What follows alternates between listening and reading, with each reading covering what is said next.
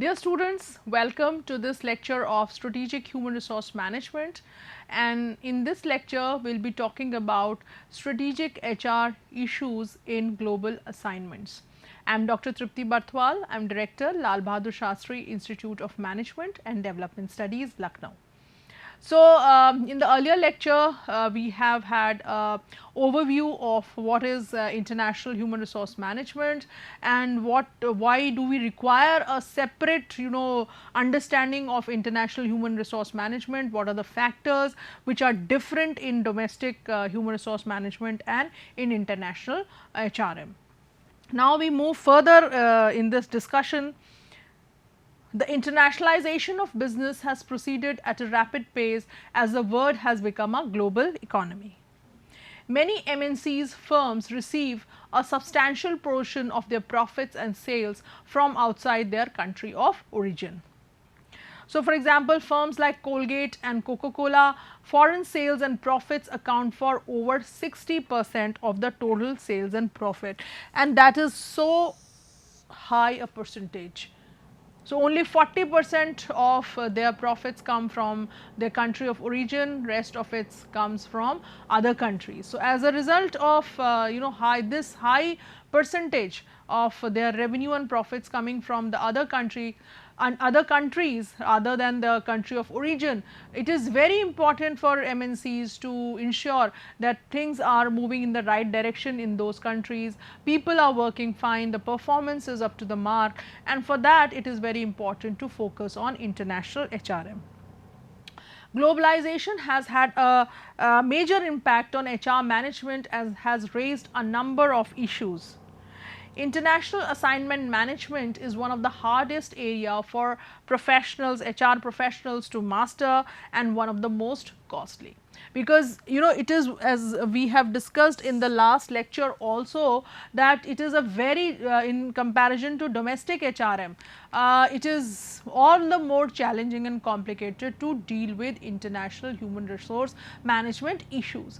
So, it is very challenging, and it is also it is the most difficult, and it is also the most costly, because lot of time, effort, energy goes into training and preparing employees for international assignments, and there are failures also. So, many employees are not able to adjust to the new environment, and then there is a loss to the organization. Despite their significant investments in international assignments, companies still report a 42% failure in these assignments. So, as I said that many times people are not able to adjust, employees are not able to adjust to the new conditions, international conditions, and they return or they fail to perform. So, in that case the losses of the organization. So, that is why international human resource management has to be given due focus, and it has to be given due importance. With so much at risk, global human resource managers need to carefully manage the strategic issues in global assignments. So, what are those strategic issues in global assignments? A little overview you have of them in through the last lecture. Now, the first is recruitment and staffing policies. Like domestic HRM, here also the role of HRM is no different, that is hiring individuals with requisite skills to do a particular job. So, here also basic recruitment function is the same as in domestic HRM. Then where is the challenge? A one size fits all approach is not effective, so a balancing act between globalization and localization is critical. In the last lecture we have discussed that a company in order to ease the challenges, the company can have people from its country of origin also, right. But what will happen? These people will come to a new environment, new country, it will be difficult for them to adjust into the new country. If you hire local people more and more, then you have to give more time to them to train according to the culture of the organization. So, one has to have a fine balancing between globalization and localization. Among the talent issues to be addressed are dealing with 24/7 global operations. So, because of the differences in time zones, we have to be prepared as a global company, we have to be prepared for 24/7 global operations. Differences regarding values and workplace expectations, different cultures, different value sets and different expectations of how employees should be treated, how to should they be dealt, what fringe benefits are important, what are not important, whether money is more important or affection, appreciation, recognition is more important. Everything will vary according to the culture. Intellectual capital and knowledge transfer. So, when people are spread throughout the globe, then how knowledge transfer will take place. We have also studied the concept of knowledge management in this paper, and you must be understanding the fact that how knowledge transference is very, very important.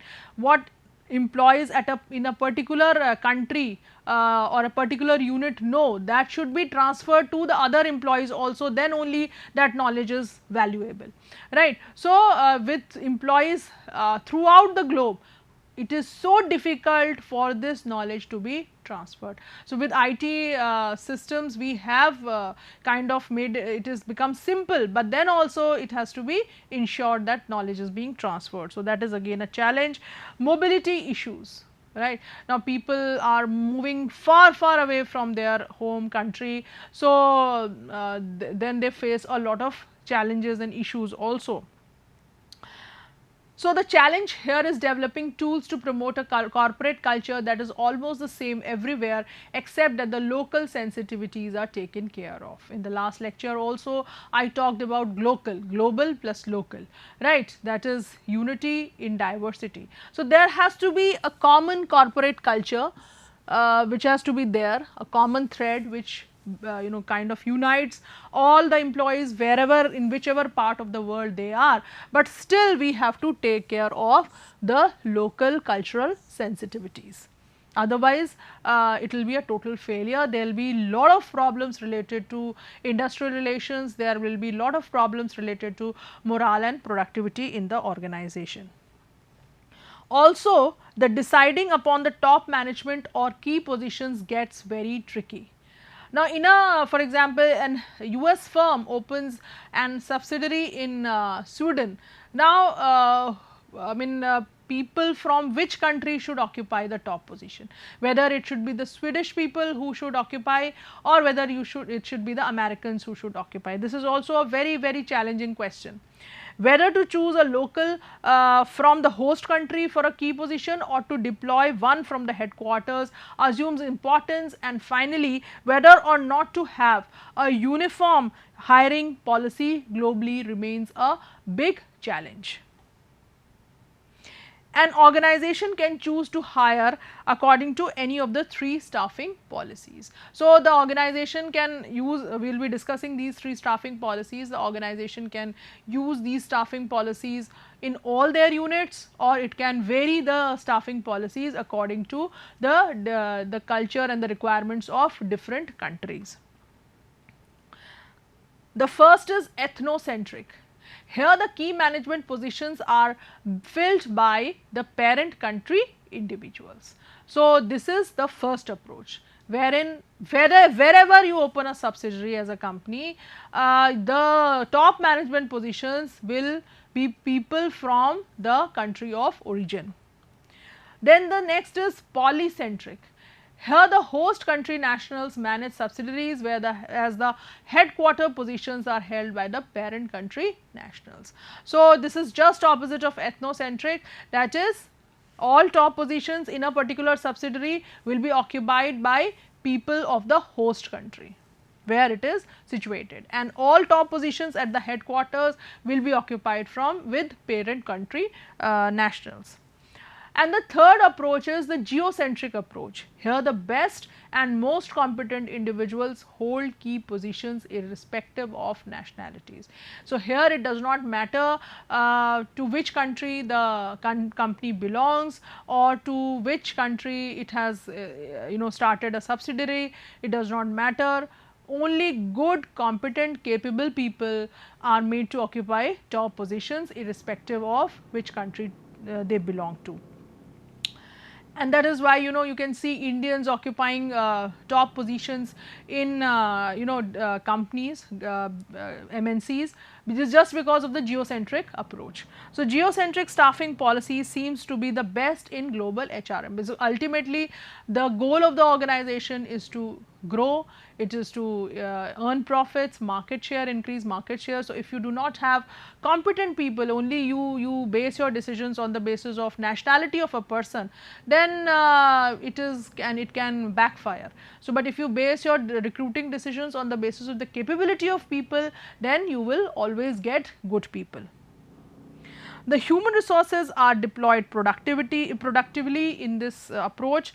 The flip side is that human resources become a bit expensive when hired on a geocentric basis, because if you are moving people from any part of the world to a particular subsidiary, then you have to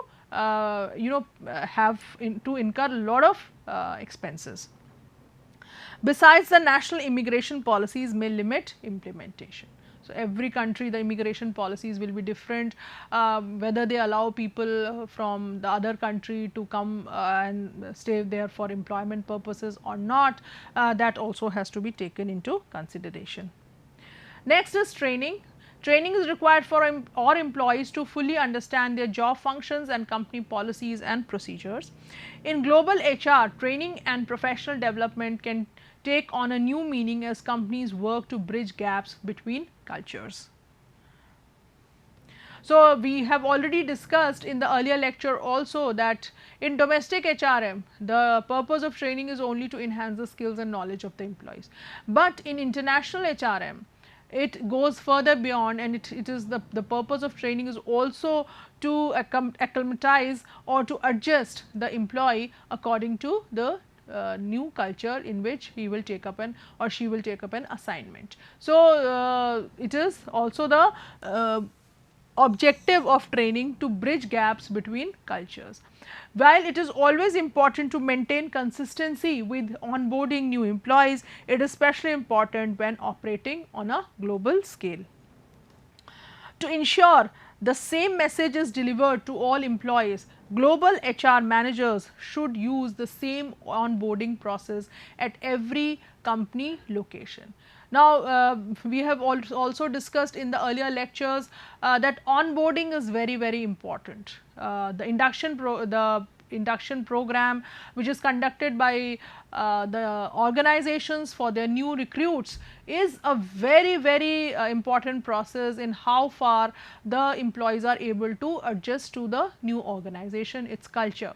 So here in international HRM, this assumes a lot of significance, because it is not only to adjust the employee to the new environment, but it also brings about a uniformity, a consistency in the employees who are working in any part of the globe. Globalization brings the need to train employees in such areas like cross-cultural communication, international solicitation laws and language skills. So these are the areas in which we need to train our employees. Then the third is compensation. Compensation including salary, health benefits, vacation time, etc. may differ from one country to another. It is vital that HR be aware and abide by all work and compensation laws for each and every country or state their company operates in.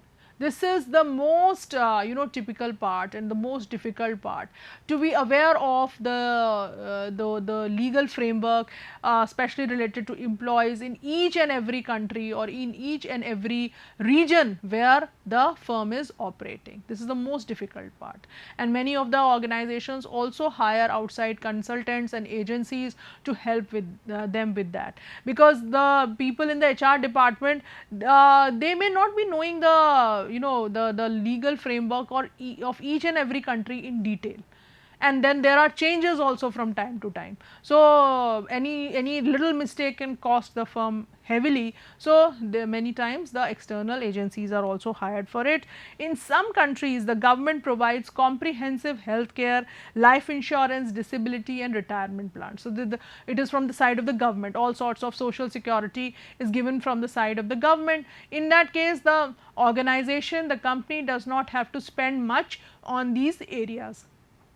In other countries, minimum health care may be provided by the government, with a common practice to have the employer provide supplemental health insurance. So, in countries where the government is not providing these services, there the company has to make sure that it provides these services to the employees. Globalization has forced HR managers to adapt to new methods of offering compensation and benefits to a company's employees, because as we have discussed that different cultures, different countries, the requirements of employees also change, their needs also change. The balance between compensation and benefits for the firm's employees is a crucial HR function that involves developing an awareness of the desires and needs of a diverse workforce, because it will change from culture to culture. HRM also involves educating employees about non-traditional benefits packages such as telecommunicating, flexi time, parental leave for parents of newborns, etc. So, now you know, you do not have the fringe benefits which were very traditional. With the advent of global HRM and you know, more awareness for the needs of the employees and concern for them, only fringe benefits like, you know, housing accommodation or free conveyance, or you know, maybe an educational grant for the child or for the employee, these are not the mere benefits which are can be availed by the employees.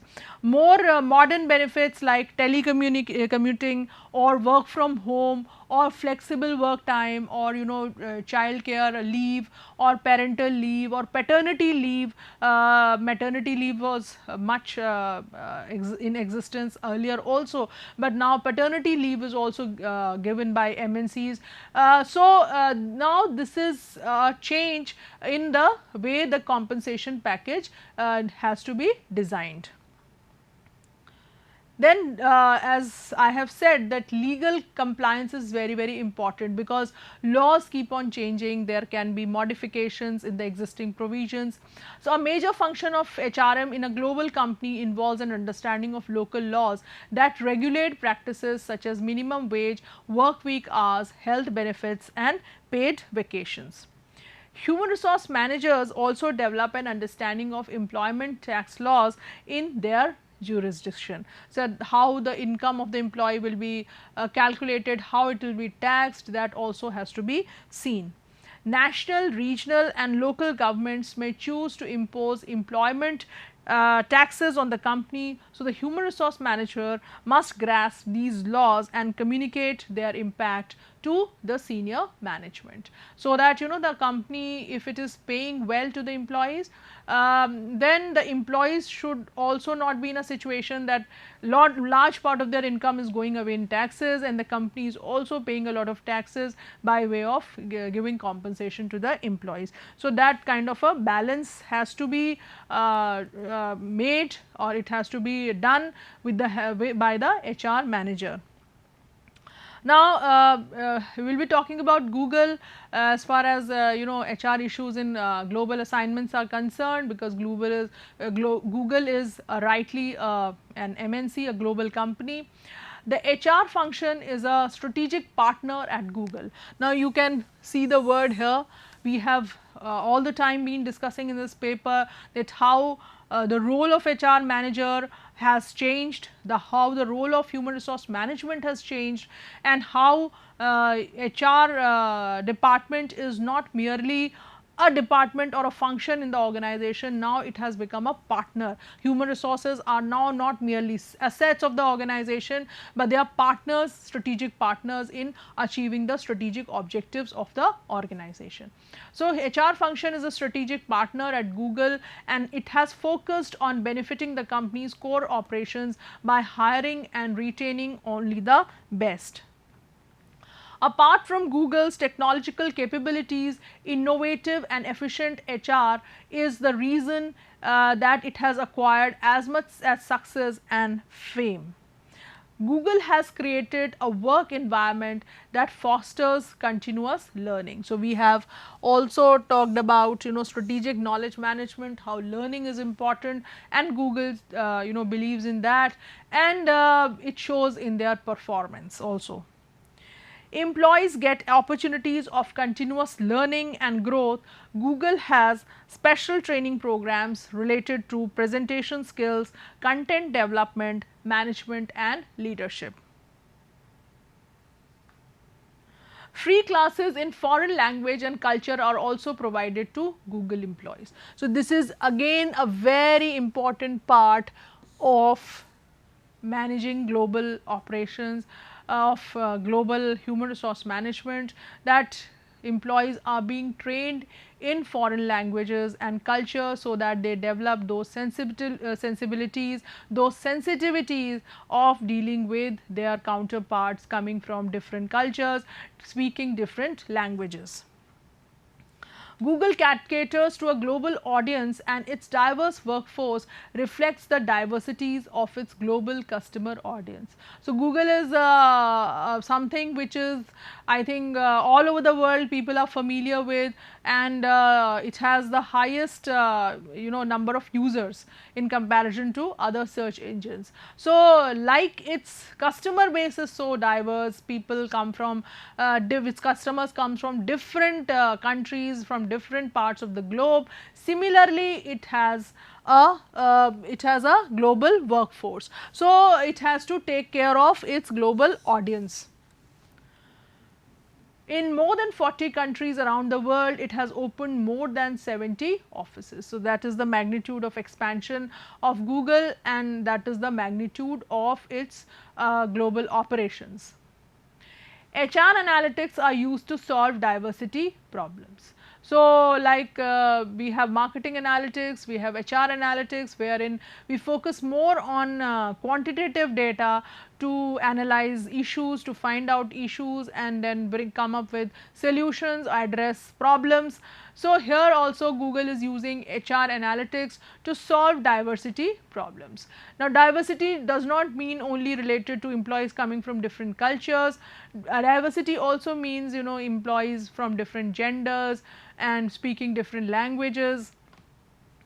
As a result, the people analytics team conducted analysis to identify the root causes of weak diversity, recruiting, retention and promotions, especially among female engineers. So, the problem which this analytics came up was there was not a fine mix of employees, and not a fine mix of employees means that there was not enough diversity in terms of the workforce, and diversity in terms of gender, especially in the case of engineers. That means the data was more skewed in favor of males, there were more males in proportion to females. So, that is the insight which they got from their people analytics or HR analytics. So, they found that in the times of recruitment also there are less female engineers who are applying or get selected, and as far as retention is also concerned, the attrition rate of females is much higher than that in comparison to that of males. And also in the case of promotions, it came to their notice that women seem to face a glass ceiling. So, the results that it produced in hiring, retention and promotion were dramatic and measurable. So, as a result of the analytics, when they came up, when they could identify the problems, they could devise strategies to handle this problem of lack of diversity, lack of opportunities of recruitment, retention and promotion for female engineers, and these issues were addressed and everything was sorted out. So, the coming the newer ways of thinking, the newer ways of working have helped an organization like Google to improve its performance and to take care of the human resource management practices. So, in this lecture we have talked about that what are the strategic issues, HR issues in global assignments. We have seen that there are issues related to recruitment and selection, wherein we have to decide as an organization that whether we should get employees from the country of origin or from the host country or from some other countries, because that will have different impacts, that will also increase or decrease our cost. But everything in an international assignment has to be handled in such a way, because it is challenging also, but it is expensive also, failure rate is high. So, everything has to be handled in the best possible way, so that the organization does not face any loss. Then the employees, before they are sent for international assignments, they have to be trained properly, not only in the skill set, but they also have to be trained in the culture, in the language of the new country where they will be working from now on.